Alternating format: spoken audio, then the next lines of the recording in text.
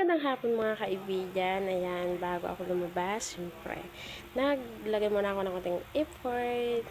Ayan. Ang gamit ko po sa akin lips ay si Medium Beauty UV Serum Lip Balm. Ayan. Isa siyang lipstick, hindi siya yung pero hindi naman lip balm na matte lipstick. Yun yung para siyang oil. Tapos, kapag nilagay mo siya sa labi, is pumuputok yung mga color. Tapos, nagiging yung, yung kanyang kulay na plain ay nagiging kung ano man yung kulay ng lipstick. Halimbawa, red, o kaya yung pink, ayan. Pero paborito ko talaga pag sa mga ganyan is pink, sa mga lip balm. So, ngayon, ang aking gamit is in lipstick. Talaga siya, solid. Pero kapag inilapat mo siya sa lapi, talaga namang napaka-shiny, soft, and napaka-gentle.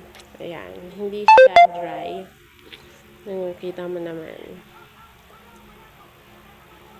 Ayan. Tapos, syempre, naglagay na rin ako ng konting kilay.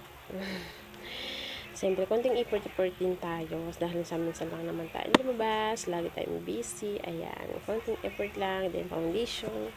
Yon. Pero ngayon lang naman po ang gagawin natin ngayong uno is bibisita tayo sa ating mga yumaong mahal sa buhay. So kahapon, dahil nga sa hindi naman ganun kalaki hindi naman kahabaan ng aming mga day off. Siyempre, hindi na namin nagsaya yung kahapon na maghapon. So, biyahe kami ng malayo. And, ayun, success naman sa time na yun na nakabisita kami. Dinapalinis na rin namin yung puntod ng aming ina.